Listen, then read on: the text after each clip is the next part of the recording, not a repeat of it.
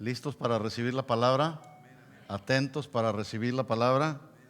Bueno, vamos a orar. Padre, en el nombre de Jesús te damos gracias en esta noche, te hemos alabado, hemos cantado, Señor, de tu grandeza, hemos cantado lo bueno que tú eres y cómo nos has bendecido, Señor. En todo momento, en todo tiempo, tú has sido bueno con nosotros y nos has bendecido en gran manera, Señor. Realmente somos bienaventurados, Señor, somos dichosos de poder formar parte de tu familia, de poder estar en esta casa y juntos alabarte y juntos adorarte, juntos reconocer tu grandeza, tu poder, tu autoridad, tu majestad, porque así eres tú, Señor, y que cada uno de nosotros, Señor, podamos continuar reconociendo todos y cada uno de tus atributos, Señor. Ese es el deseo de nuestro corazón, siempre reconocerte como el único Dios verdadero que nos rescataste, que nos salvaste, que nos diste el privilegio de ser llamados tus hijos. Y como tus hijos, Señor, tú deseas que continuemos madurando, aprendiendo, avanzando, hasta que lleguemos a tu presencia, Señor, y allá podamos alcanzar la estatura del varón perfecto, allá en tu presencia, Señor. Así que háblanos al corazón en esta noche. Disponemos nuestro ser interior para que tú penetres a través de tu palabra en nuestro corazón, en lo más profundo de nuestro corazón, Señor. Te pedimos todo esto en el nombre de Jesús. Y todos decimos, amén, amén. Bien, vamos a continuar estudiando un poco más acerca del Salmo 1. El título está ahí en la pantalla. Estamos hablando acerca del camino del justo y el camino del pecador. Decíamos las semanas pasadas, hablando de este libro de los Salmos, que cualquiera pudiera pensar, como es un libro llamado el libro de las alabanzas a nuestro Dios, cualquiera pudiera haber pensado que este libro iniciaría con toda una enseñanza acerca de cómo llegar a la presencia del Señor a través de la alabanza y a través de la adoración, pero no, a Dios en su soberanía le plació iniciar magnificando por un lado la palabra y por otro lado a Jesús como el Mesías a través del Salmo 1 y 2. Dijimos también que el libro de los Salmos es conocido por algunos como el libro que estudia todas las partes del alma. ¿Qué estudia el libro de los Salmos? Todas las partes del alma. El alma, si usted no sabía, el alma está formada por la mente, está formada por la voluntad, las emociones. Todos estos elementos conforman el alma. Ahí el alma de todo nuestro ser interior. Ahí en el alma es la sede donde se localizan los sentimientos, los deseos, los afectos también, donde surgen, por ejemplo, un padre que ama a sus hijos, surge aquí en el alma ese afecto, ese deseo por amarlo. El esposo ama a la esposa porque surge ese afecto aquí en el corazón, en el alma, ese sentimiento de amor, ese deseo por mantenerse en unidad tanto el hombre como la mujer.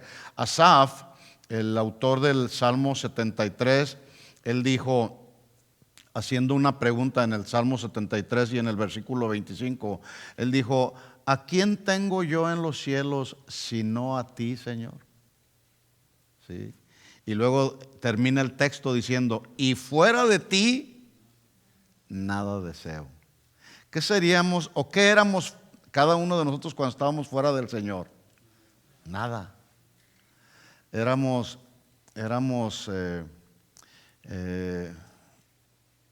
extranjeros allá en el mundo del pecado, ¿verdad?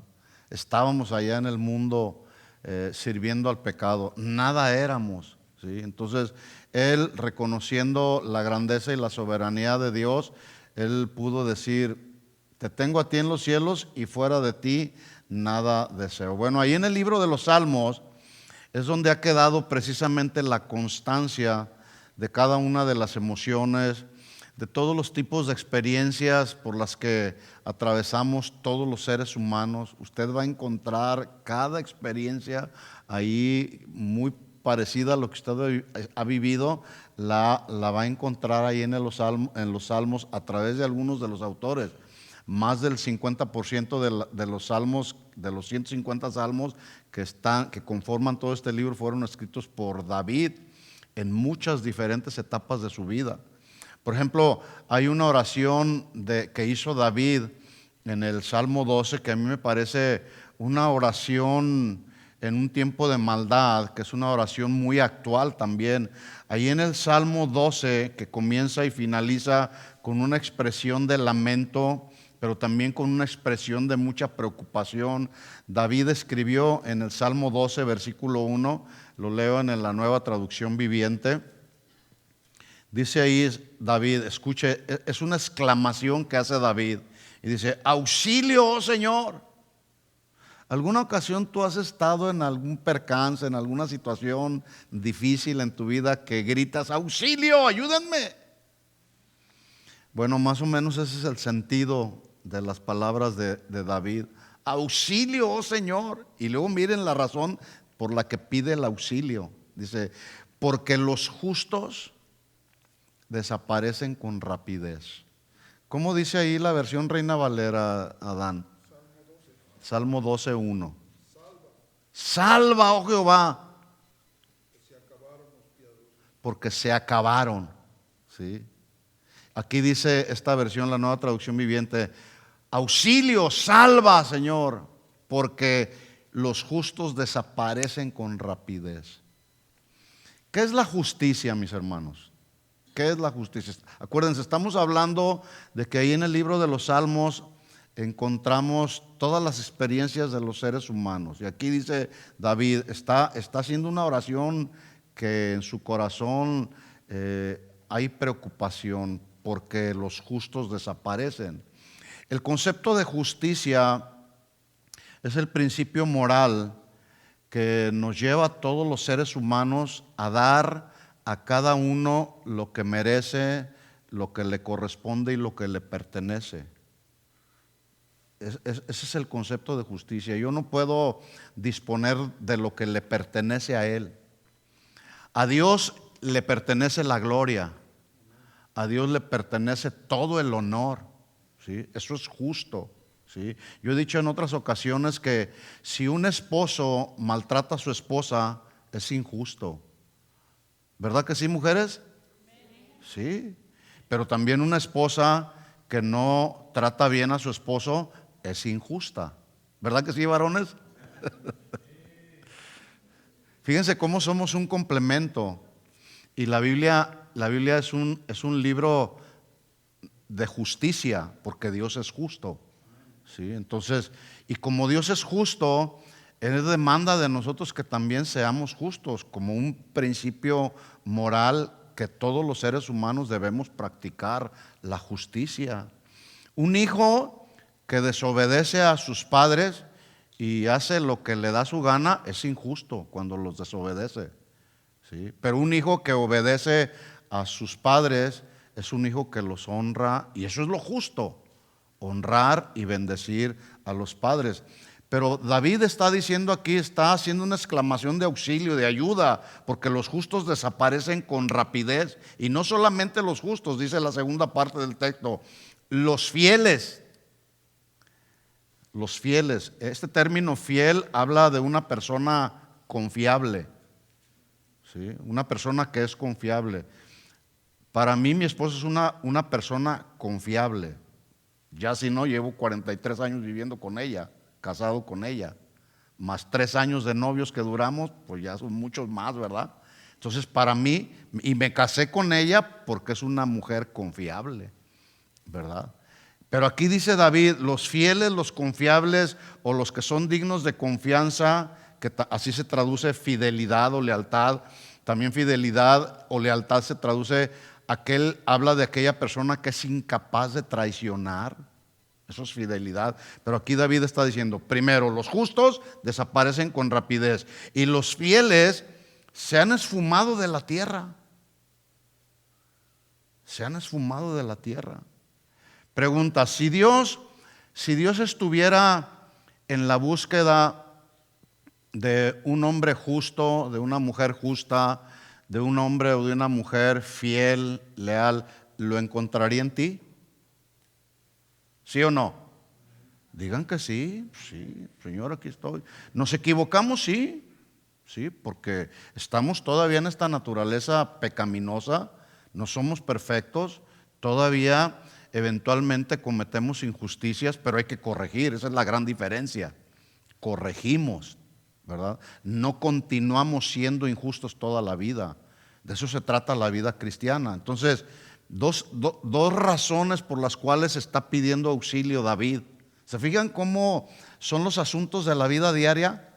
David estaba viendo un panorama de maldad en el pueblo de Israel de su tiempo. Versículo 2. Y luego mira, sigue diciendo ahí, los vecinos se mienten unos a otros. ¿Cómo dice ahí el versículo 2, Adán?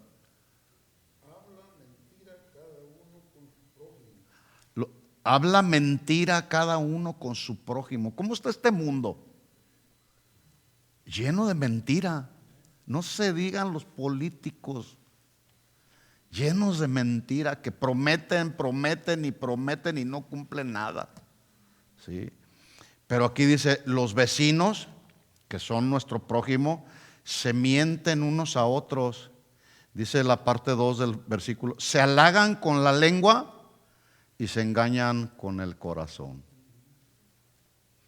Qué conducta tan triste, ¿no?, de los seres humanos. Ahora, que la gente del mundo se conduzca de esta manera, pues bueno, de alguna manera se entiende, aunque no se justifica. Pero un cristiano con esta conducta no es aceptable. Dios no nos enseña eso, y de eso se trata, de que aprendamos a ser justos, a ser fieles, a hablar con la verdad, ¿sí? No hablar o halagar con la lengua de manera lisonjera. ¿Alguna ocasión tú te has encontrado con una persona que sabes que no, como que no le caes muy bien? Y no es difícil darnos cuenta que hay personas a nuestro alrededor que no nos quieren por la razón que sea, o no le caes bien, que de repente te lo encuentras y dices, qué gusto me da verte. Y una ocasión me encontré con una persona así, que yo sabía que yo no era de mucho de su agrado. Entonces me agarra así, me da un abrazo y me dice, me da mucho gusto conocer. Y yo dentro de mí, ¿de veras estás diciendo la verdad? ¿De veras te da gusto verme? Sí. O cuando esto es muy típico entre nosotros los cristianos, Dios te bendiga.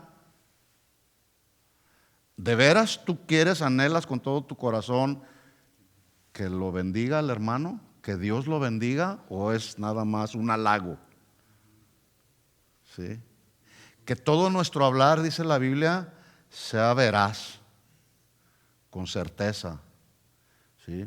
Bueno, esa es la conducta que debemos desarrollar los hombres y mujeres que nos llamamos cristianos. Termina el Salmo 12, fíjense, por un lado empieza David haciendo esta exclamación y termina el Salmo 12 en el versículo 8 diciendo, los malos rondan cuando la infamia o la maldad es enaltecida. Así está el mundo, los malos están gobernando.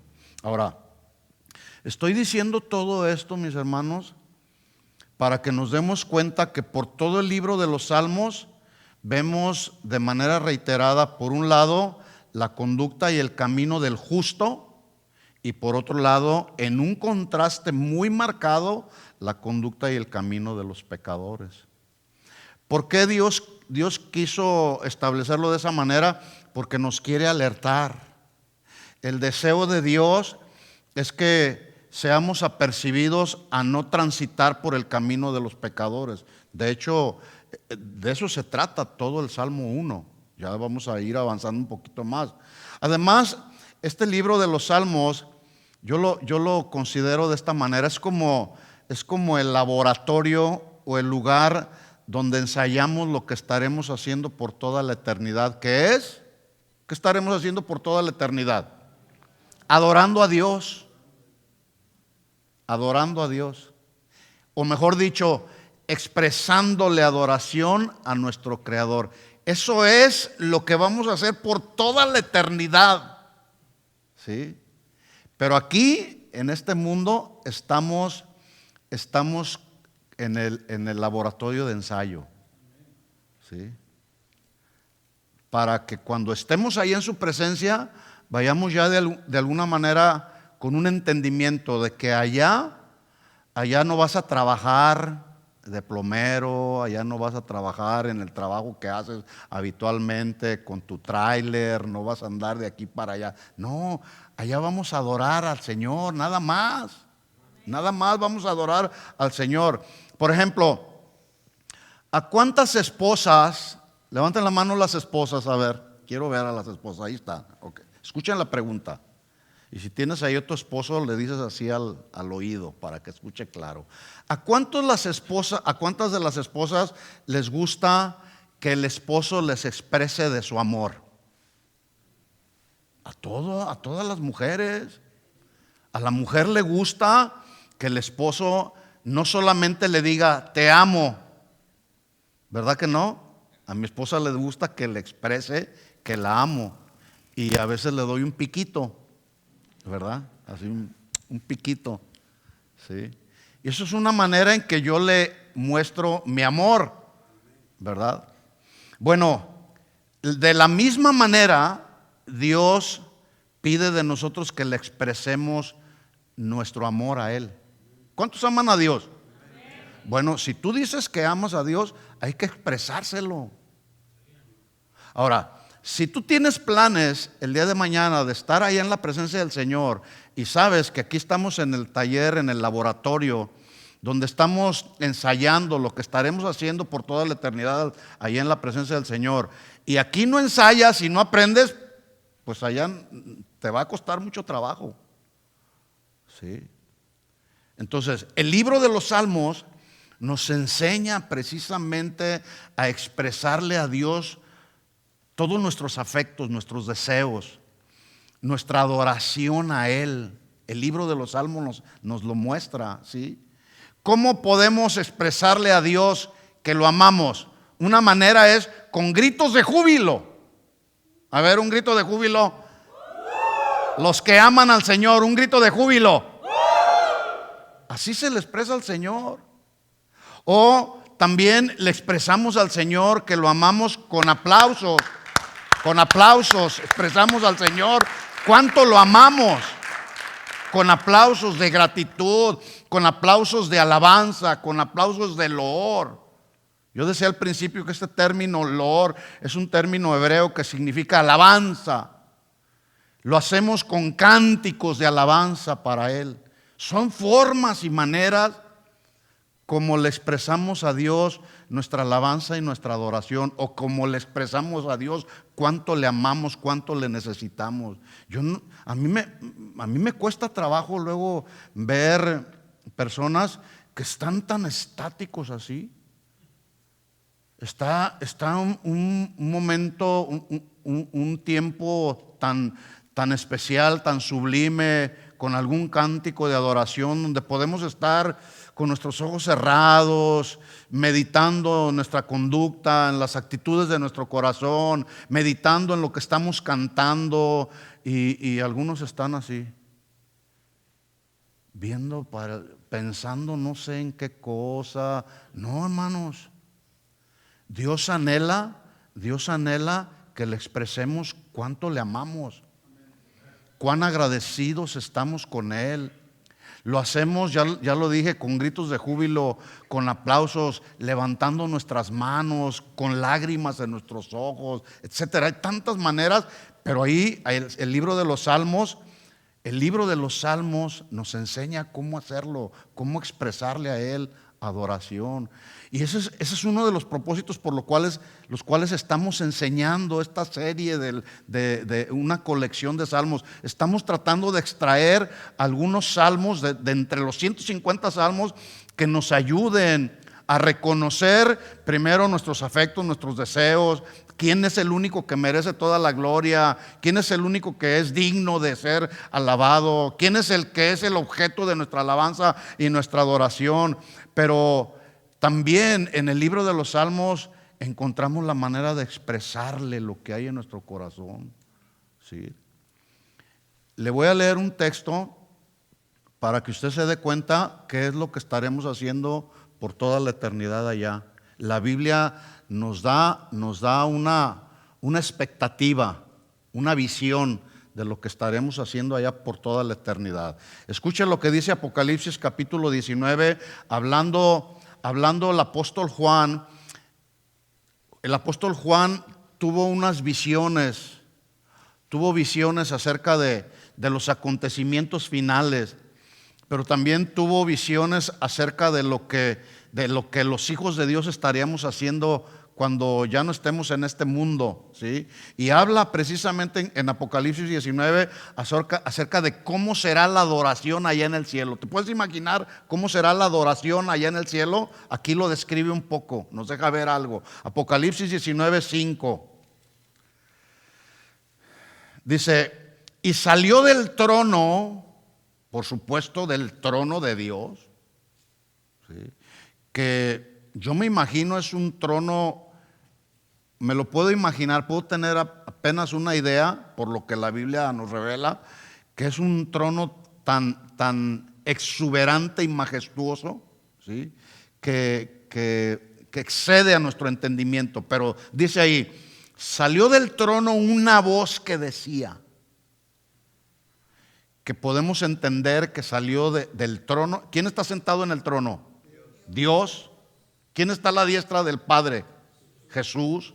Entonces, de ahí del trono salió una voz que decía: alabad a nuestro Dios todos sus siervos.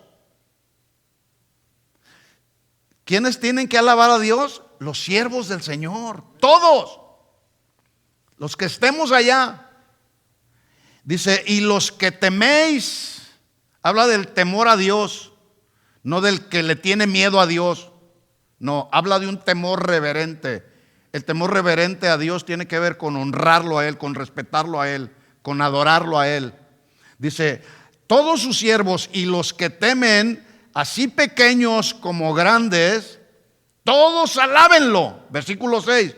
Y oí como la voz de una gran multitud. Yo quiero que vean ustedes que al momento que surgió esa voz, todos los siervos y todos los que temen al Señor respondieron al escuchar la voz, al escuchar la instrucción. ¿Cuál fue la instrucción? Alaben a nuestro Dios todos sus siervos. Cuando el dirigente de alabanza aquí, el que nos está llevando a la presencia del Señor, dice: vamos a alabar al Señor, ¿qué tenemos que hacer?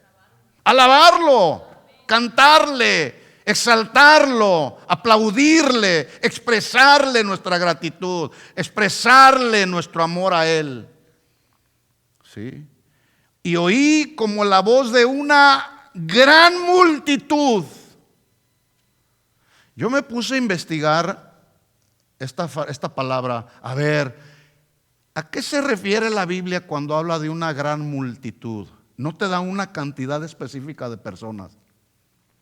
Porque cuando la Biblia habla de una gran multitud, describe muchedumbre de personas.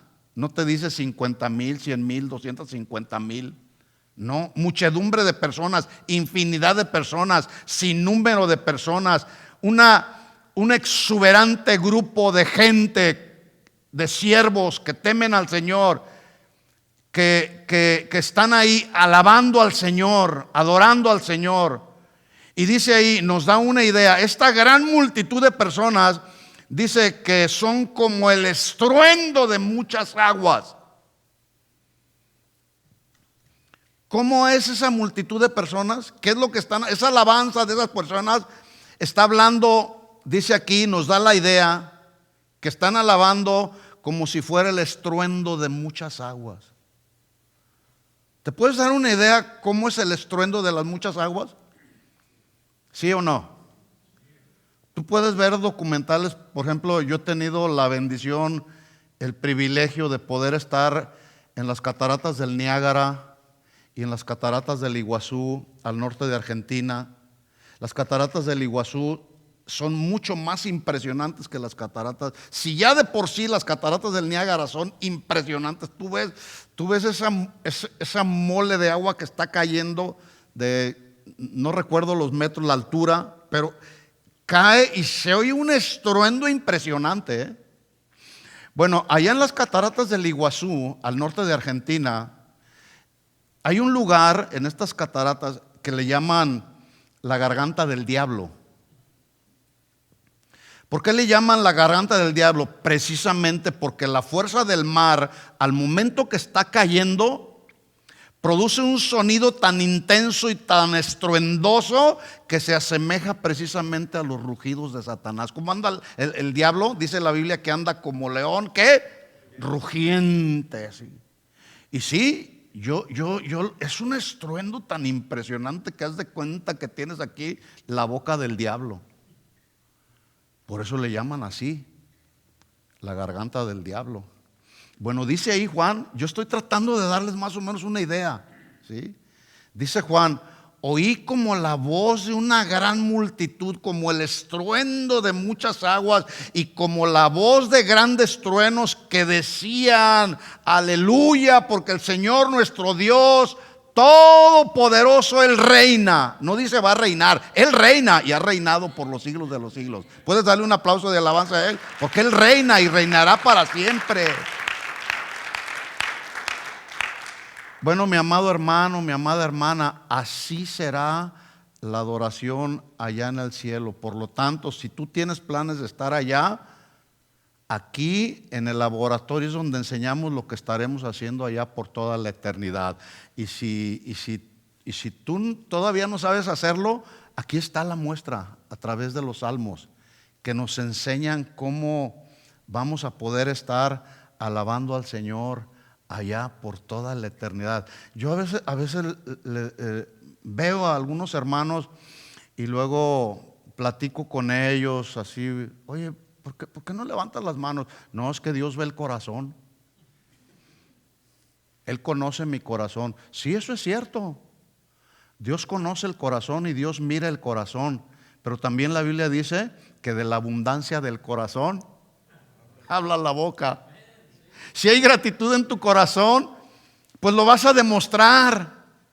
Yo no puedo entender cómo hay personas que, a ver, ¿cuántos están gozosos? Y están así como con una cara angustiada, desesperada, pero dicen, tengo gozo.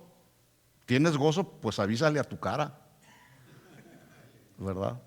Entonces, de la abundancia del corazón habla la boca, ¿sí? Ahora, aclaro, cuando la Biblia nos enseña cómo deben de ser nuestras expresiones de adoración al Señor, no estoy hablando de desorden o de hacer todo un desorden en la reunión de los santos, porque también la Biblia habla de que todo lo que hagamos cuando nos reunimos, todo se ha hecho decentemente y con orden, ¿sí? Porque imagínense que estamos alabando al Señor y anda por allá uno corriendo y por allá otro anda profetizando y por allá otro anda hablando en lenguas y por allá, no, dice, hágase todo decentemente y en orden para la honra y para la gloria de Dios. Y eso es lo que procuramos hacer aquí. No estoy hablando de desorden, estoy hablando de adoración para aquel que nos salvó, que nos rescató de la condenación eterna. El único que merece toda la gloria y toda la honra. De eso sí estoy hablando. Y la Biblia nos enseña cómo hacerlo, ¿sí? ¿Cómo tú expresas gozo y alegría? Por ejemplo, ¿cuántos están contentos esta noche? A ver. ¿Y cómo lo expresas? Con una sonrisa, por lo menos, ¿no? Sonriendo, ¿verdad? Lo mismo que si, a ver, alguno está triste, posiblemente alguno puede estar triste, angustiado, y nuestras expresiones faciales, nuestras expresiones corporales hablan quizá a veces de lo que hay en nuestro corazón. Por ejemplo, una persona que está enferma, inmediatamente se le nota en la cara la enfermedad, la angustia, la tristeza. Pero también cuando una persona está amargada, también se le nota. No solamente en la expresión corporal, la cara, las facciones, sino lo que sale del corazón. Entonces, ahí en la Biblia nos enseña los salmos a expresarle a Dios nuestros afectos, nuestros deseos, todo lo que Él representa para nosotros. Vamos a seguir estudiando el Salmo 1. Y ya dije yo que estos salmos, el 1 y 2, son como la puerta de entrada al templo donde se cantan las alabanzas a nuestro Creador, porque primero se magnifica la palabra, segundo se magnifica a Jesús como el Mesías, y ningún tipo de alabanza, ningún tipo de adoración, ningún ruego, ninguna súplica, ningún clamor es aceptable delante de Dios a menos que tenga estos dos fundamentos: la palabra y a Jesús, Jesucristo y la palabra. Y así inicia David en el Salmo 1. Salmo 1:1 dice: bienaventurado. ¿Qué significa esta palabra? ¿Qué dijimos que significa esta palabra? Supremamente bendecido, dichoso. Dichoso el varón, la mujer que no anduvo en consejo de malos, ni estuvo en camino de pecadores, ni en silla de escarnecedores se ha sentado, sino que en la ley de Jehová está su delicia y en su ley medita de día y de noche. Y aunque David muestra en el Salmo 1 la realidad que no solamente se veía en su tiempo, también David nos deja ver la realidad que seguimos viendo en este tiempo a través de la vida de dos tipos de personas que suele haber en este mundo. Hay todo tipo de personas con dos características principales. Número 1, justos y pecadores. Usted analiza la vida de mucha gente y al final de cuentas se va a dar por enterado que hay personas que son justas, pero también hay mucha gente que es muy pecadora. Y ahí David lo plasma. Y uno de los propósitos por los cuales, entre algunos otros, David está escribiendo el Salmo 1 es con el fin de que el pueblo de Dios, nosotros que formamos el pueblo de Dios, podamos ser la clase de personas que él está describiendo en la primera palabra del Salmo 1, versículo 1, bienaventurados. Él está exhortándonos, amonestándonos o está motivándonos a que seamos esa clase de personas. Bienaventurados, dichosos, o si usamos el sufijo ísimo, que dijimos la semana pasada, pudiéramos leer bienaventuradísimo o dichosísimo o felicísimo la persona, el varón que no anduvo en el camino de malos, ¿sí? Que no anduvo en el consejo de los malos. Y aquí hicimos una pregunta: ¿qué es la felicidad y cómo podemos alcanzarla? Porque ese término bienaventurado significa feliz, dichoso. El salmista, inspirado por Dios, nos deja ver precisamente la respuesta al describir aquella persona que es favorecida y bendecida. Y la bendición está, ese favor y esa bendición de esta persona que dice ser bienaventurado, es un favor y una bendición que viene y que reconoce que viene de parte de Dios y de nadie más, porque la Biblia también dice que toda buena dádiva y todo don perfecto desciende ¿de quién?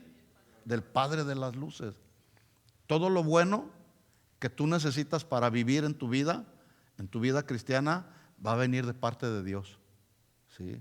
Dios no es hombre para mentir, ni hijo de hombre para arrepentirse. Lo que Él dice, Él lo hace, Él lo ejecuta, ¿sí? En otras palabras, Dios es el proveedor de todas nuestras necesidades. De todas nuestras necesidades. ¿Necesitas paz? ¿Qué tienes que hacer? Ir a la presencia de Dios. Tú no puedes ir al 7-Eleven a comprar paz. ¿Necesitas gozo? Hay que ir a la presencia del Señor, porque la Biblia dice que en la presencia del Señor hay plenitud de gozo. Y es ahí donde debemos ir, a la presencia del Señor. Entonces, Él tiene el poder para darnos verdadera felicidad. Por eso Él desea que seamos sus hijos, pero que seamos hijos bienaventuradísimos. ¿sí? ¿Cómo quiere que seamos? Bienaventuradísimos. No solo cuando las circunstancias a nuestro alrededor nos favorecen, eso es bien fácil. Cuando todo va bien, tienes tu trabajo, no te falta nada, tu esposa te ama, tus hijos te obedecen, todo alrededor te va bien, dices, no, pues soy bienaventurados. Pero el salmista no se está refiriendo solamente a ser bienaventurados en esos tiempos que nos favorecen, sino también en los tiempos de prueba, en los tiempos de adversidad. ¿Cuántos saben que también podemos ser bienaventurados? Podemos ser dichosos, podemos ser felices. La prueba está en las calamidades que experimentó Job. En el capítulo 5, uno de sus amigos le dice, Job capítulo 5, versículo 17, he aquí, bienaventurado es el hombre a quien Dios castiga. Decíamos la semana pasada, ¿quién se siente bienaventurado, dichoso, feliz cuando recibe el castigo? Pues la reacción inmediata no es sentirnos dichosos, pero el asunto es que ahí también podemos ser bienaventurados. Por tanto, dice el texto, no menospreciéis la corrección del Todopoderoso. Versículo 18, aquí está la bienaventuranza, miren.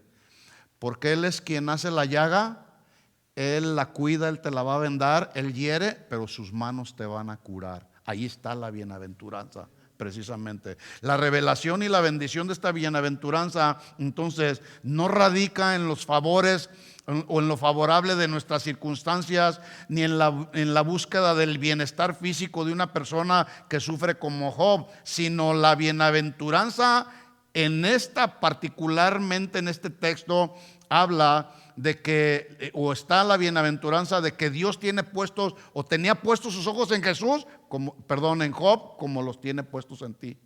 ¿Sí sabes que Dios tiene sus ojos puestos en ti? Y ahí, en el tiempo de Job, en el sufrimiento de Job, Dios no solamente tenía puestos sus ojos, sino estaba ocupado trabajando con Job a través de las pruebas, como Dios trabaja con nosotros a través de las aflicciones, a través de la angustia, a través de la persecución, a través de muchas circunstancias difíciles. Hoy en la mañana hablé con uno de nuestros hermanos que tiene algunas semanas que no está aquí, pero estuvo al borde de la muerte. Me dijo, hermano, pasé una prueba tan terrible, así lo dijo, tan tremenda que sentí que me iba de este mundo. Pero en medio de esa prueba pude ver la mano de Dios.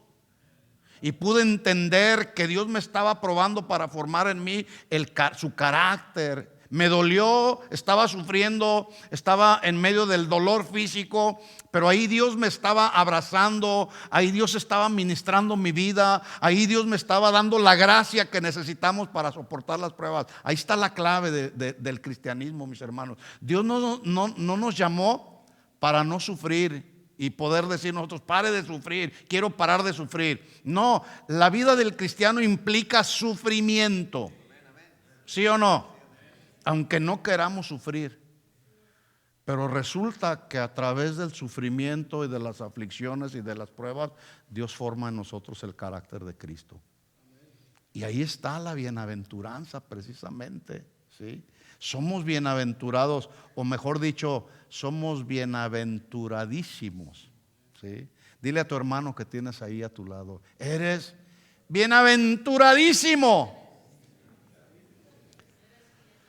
Ahora, es importante que entendamos que la bienaventuranza o la felicidad que el salmista describe, ya lo dije, no depende del bienestar físico o de circunstancias favorables, sino también depende, y es un asunto de fe. La vida del cristiano es una vida de fe, una vida de confianza plena y total en Dios, una vida de dependencia en Dios. El justo por la fe vivirá.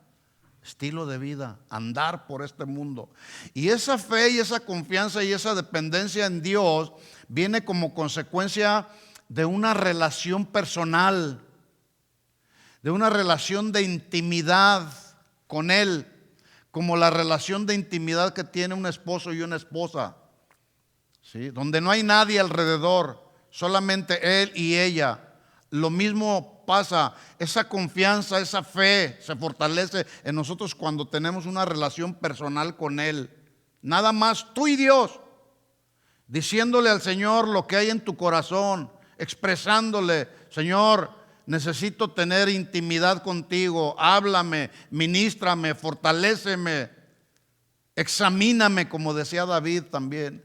El salmista nos deja ver que la bienaventuranza o la felicidad a la que él se refiere viene como el resultado de buscar lo que se menciona en el versículo 2, porque dice el versículo 1: bienaventurado, feliz, el que no anduvo en el consejo de malos, ni estuvo en el camino de pecadores, ni en la silla de los burladores se ha sentado. Aquí viene el versículo 2. Aquí viene la bienaventuranza: sino que en la ley de Jehová está su delicia, y en su ley medita. ¿Cuándo? De día y de noche. Esa es la vida de un cristiano, mis hermanos. Esa es la vida del cristiano. ¿Sí? Todo mundo, cristianos y no cristianos, andamos en la búsqueda de la felicidad. Lo pongo así entre comillas. Y lo hacemos, buscamos la felicidad de diferentes formas y maneras.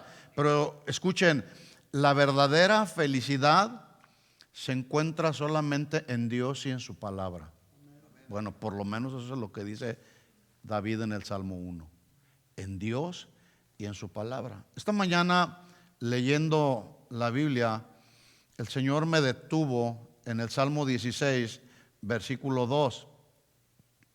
Ahí en este texto me detuvo el Señor para meditar, ¿sí?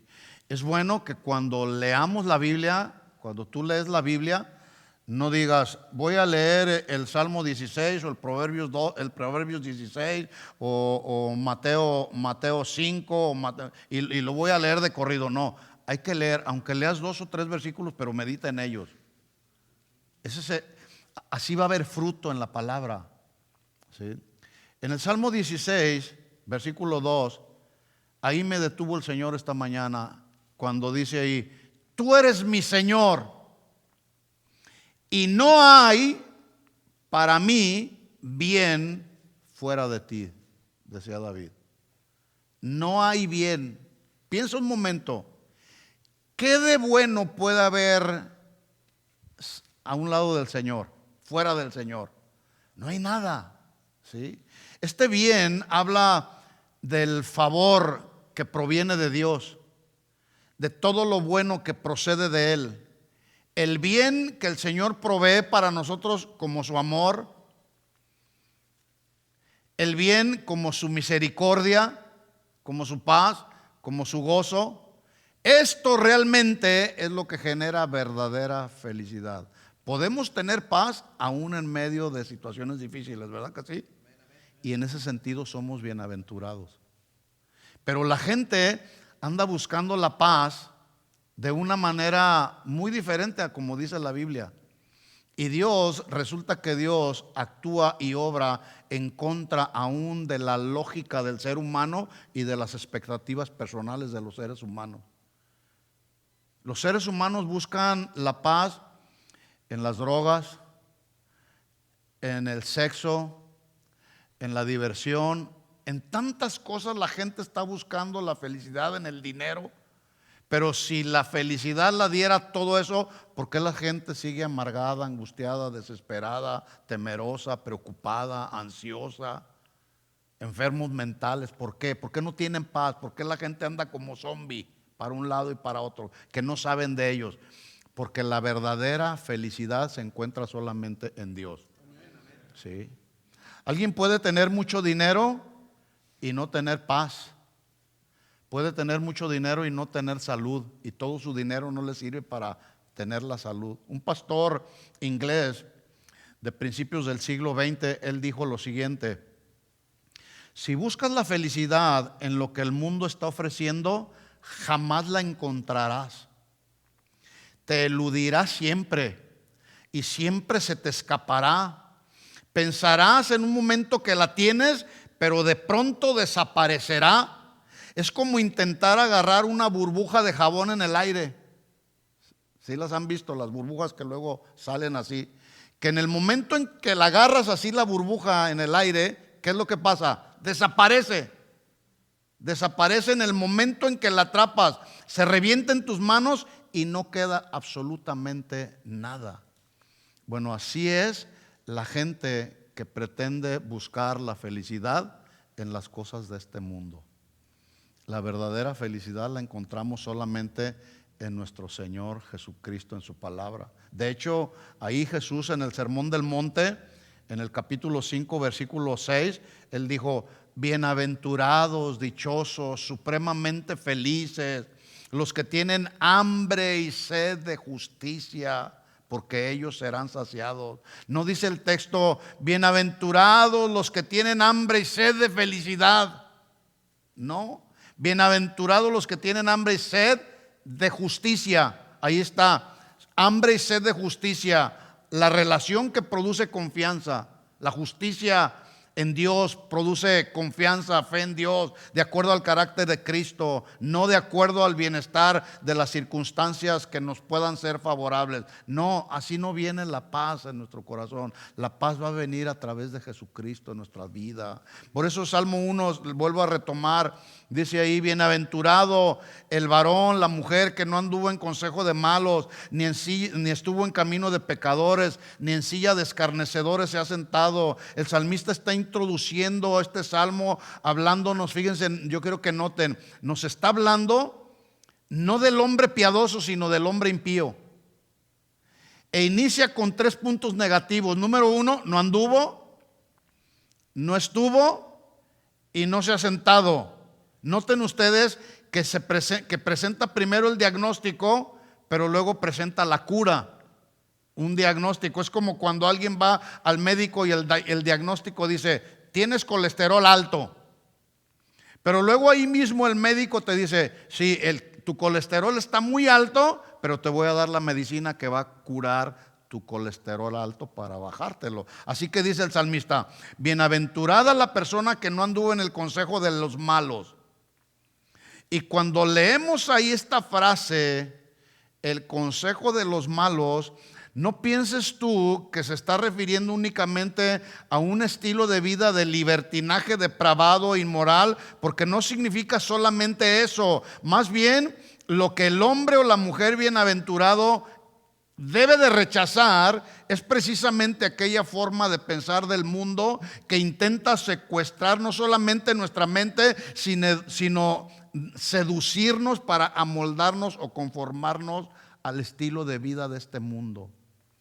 Por eso la persona que es bienaventurada debe de rechazar el estilo de vida de este mundo. Pablo lo dijo en Romanos capítulo 12: no os conforméis a este siglo, ¿sí? No se amolden al estilo de vida de este mundo. Ahora, todos sabemos por lo que vemos que este mundo sin Dios, o lo que es lo mismo, la gente que no conoce a Dios, ha estado determinando que lo malo, que lo que Dios ha establecido como malo, ellos lo han establecido como bueno. Así está el mundo. Como Isaías dijo: a lo bueno le llaman malo y a lo malo le llaman bueno. Y no tengo que dar muchos detalles porque a todas luces se ve lo que está pasando a nuestro alrededor, donde todo el mundo puede hacer lo que le venga en gana para ser feliz, así entre comillas. Tengo derecho a ser feliz aunque tenga relaciones con personas del mismo sexo, y así buscan la felicidad. Entonces, si alguien llama bueno a lo que Dios llama malo, eso es precisamente andar en el camino de los malos. Y eso es precisamente lo que quiero resaltar, o lo que está tratando de resaltar el salmista. Bienaventurado el hombre, la mujer que no anduvo en el consejo de los malos. Si alguien le llama malo a lo que Dios dice que es bueno, eso es andar en el camino de los malos. ¿Sí se entiende? ¿Sí? En el Salmo 92, por ejemplo, ¿cuántos saben que es bueno alabar al Señor? Bueno, el salmista precisamente dice: bueno es alabarte. Pero hay quienes dicen: ¿Por qué vas y te metes ahí 2 horas y cantas y aplaudes y das gritos de júbilo? Porque la Biblia dice que eso es bueno. ¿Sí? Bueno es alabarte, aunque otros digan que es malo. ¿Sí? Los que dicen que es malo alabar al Señor, esos son los que andan en el camino del consejo de los malos. ¿Sí? Bueno es alabarte, oh Jehová, y cantar salmos a tu nombre, oh Altísimo, y anunciar por la mañana tu misericordia y tu fidelidad cada noche. Esta noche antes de irte a dormir, no te vayas y vayas primero a tu teléfono a ver quién te escribió. No, cierra tu teléfono y dale gracias al Señor. Levanta tu mirada al Señor y dile: Señor, gracias porque durante todo este día fuiste fiel para conmigo, Señor. ¿Sí? El hombre o la mujer bienaventurado sabe que la verdadera felicidad está en evitar intencionalmente, conscientemente transitar por el camino de los malos. Es más, por el camino de los malos ya hay mucha gente que está transitando por él. Hay que transitar por el camino que es angosto, que es estrecho, pero el que lleva a la vida eterna. Amén. Esos son los bienaventurados. ¿Quieres ser supremamente feliz, supremamente dichoso, supremamente bendecido? Escuchen esto, mis hermanos. Hay que aprender a decir no a lo que Dios dice que es malo, y hay que aprender a decir sí a lo que Dios dice que es bueno. Eso es ser bienaventurado, y de eso está hablando precisamente el salmista. Bienaventurado el varón que no anduvo en el consejo de malos, ni estuvo en el camino de pecadores, ni en silla de escarnecedores se ha sentado. No sé si ustedes alcanzan a ver cómo es un proceso de decadencia. David está marcando este proceso de decadencia. Primero comienza con oír un consejo malo. Cuidado, ¿sí? ¿Tienes un problema? Ve a la Biblia, ve con Dios para que conozcas cuál es el consejo de Dios. Él es el mejor consejero. ¿Sí? Y si necesitas una confirmación, ven con el pastor. ¿Sí? Pero todo comienza con oír o prestar tu oído al consejo de los malos. Luego después se presta oído al consejo de los malos. Luego se transita por el camino de los pecadores y termina sentado en una silla, atrapado por causa de las concupiscencias de la carne. ¿Se fijan la decadencia que va? Una persona que ha caído en este estado de decadencia ya no solamente se conforma con darle la espalda a Dios, sino que se burla de Él y se burla de todos aquellos que adoramos al Señor, a todos aquellos que reconocemos que lo que Dios estableció como bueno, ellos lo llaman como malo, pero nosotros alabamos lo que dice Dios que es bueno. Pero estos se burlan de Dios. Cuando dice ahí estar en el camino de los pecadores, este verbo estar sugiere habla de una persona que no solamente está en una permanencia, sino que está ahí en el camino de los pecadores. Estar literalmente significa pararse ahí en un lugar. ¿En qué lugar? En el camino de los pecadores, practicando los mismos pecados que practica la gente hoy en este día. Y nosotros, los hijos de Dios, necesitamos marcar una diferencia. Termino. Supremamente felicísimo, bienaventurado, no es aquel que sigue o hace de acuerdo al ejemplo de los malos, sino que lo que hace bienaventurado una persona es lo que dice el Salmo 1, versículo 2, que ya lo mencioné. En la ley de Jehová está su delicia, en su ley medita de día y de noche. Meditar habla de reflexionar, habla de rumear el mensaje de la palabra. ¿Saben ustedes por qué las vacas mastican y mastican el alimento que están comiendo? ¿Para qué? Para sacar de ese alimento todos los nutrientes que su cuerpo necesita. Y están una y otra vez rumeando, y pasan horas y horas masticando y masticando, sacándole todos los nutrientes. Bueno, meditar significa, o esa es la idea que tiene la palabra meditar, rumear el mensaje de la palabra para extraer de ella todos los nutrientes que contiene la palabra de Dios, para extraer de la palabra de Dios las implicaciones que demanda la palabra de Dios y aplicarlas a mi vida. De nada me sirve rumear la palabra, reconocer lo que Dios me está hablando, si al final de cuentas no practico nada. ¿Sí? Y la consecuencia de meditar en la ley del Señor, versículo 3, dice: será como un árbol plantado junto a corrientes de aguas, que da su fruto en su tiempo, su hoja no cae.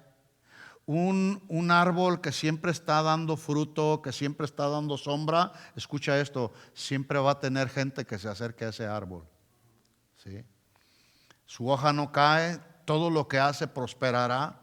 No así los malos, aquí está el contraste, que son como el tamo, como la cáscara, que no sirve para nada, que arrebata el viento. Por tanto se levantarán los malos en el juicio, no se levantarán los malos en el juicio, ni los pecadores en la congregación de los justos, porque Jehová conoce el camino de los justos, mas la senda de los malos perecerá. ¿Entendió el mensaje? Ahí está la diferencia entre la vida de un justo y la vida de un pecador. Nosotros decidimos por cuál camino queremos transitar. ¿De acuerdo? Oremos al Señor. Les invito a ponerse de pie.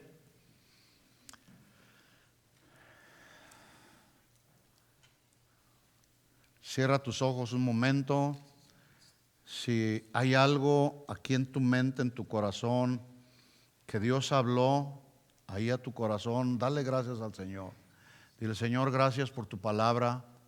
Gracias por recordarme la manera como debo expresarte mi gratitud, cómo debo expresarte mi amor, cómo debo expresarte el gozo que tú has depositado en mí, Señor.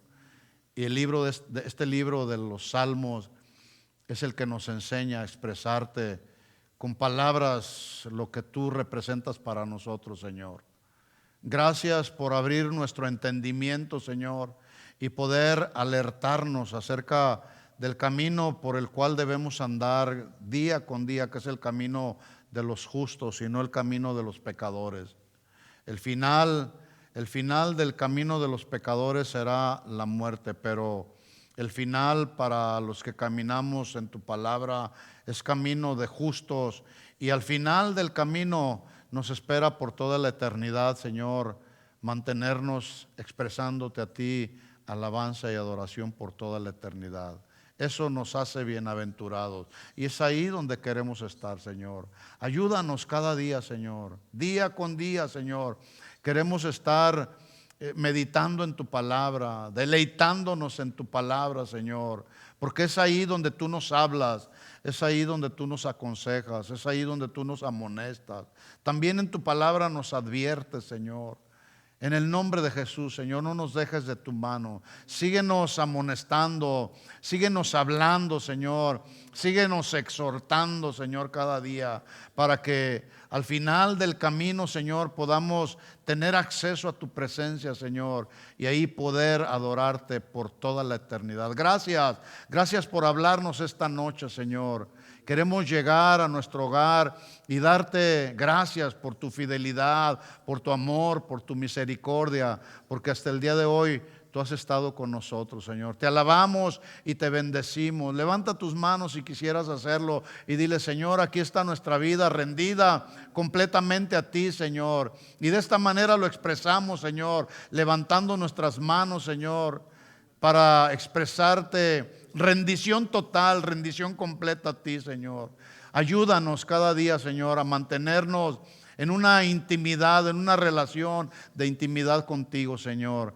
En el nombre de Jesús, te alabamos y te bendecimos por todas las cosas buenas que provienen de ti, Señor. No nos dejes, Señor, sigue proveyendo para nosotros para cada una de nuestras necesidades. Llévanos con bien hasta nuestra casa, Señor, y que podamos acostarnos, descansar, Señor, sabiendo que tú nos sustentas, Señor, durante la noche, y despertarnos y levantarnos, Señor, con gozo, sabiendo, Señor, que tú tienes un plan y un propósito para cada uno de nosotros, Señor. A ti sea toda la gloria y toda la honra siempre, Señor. Y gracias te damos por tu palabra, Señor. Y todos decimos amén, amén y amén. Dale el aplauso de alabanza a nuestro Señor. Gracias por tu palabra. Gracias, Señor, por hablarnos esta noche. Bendito y alabado sea tu nombre, Señor. Amén y amén. Que Dios les bendiga, mis hermanos. Nos vemos el próximo domingo a la 1 de la tarde. Recuerde, próximo miércoles no tenemos reunión, es el jueves, aunque es una plática para pastores, pero están todos invitados. De hecho, va a ser nuestra reunión el jueves, la cambiamos del miércoles para el jueves, así que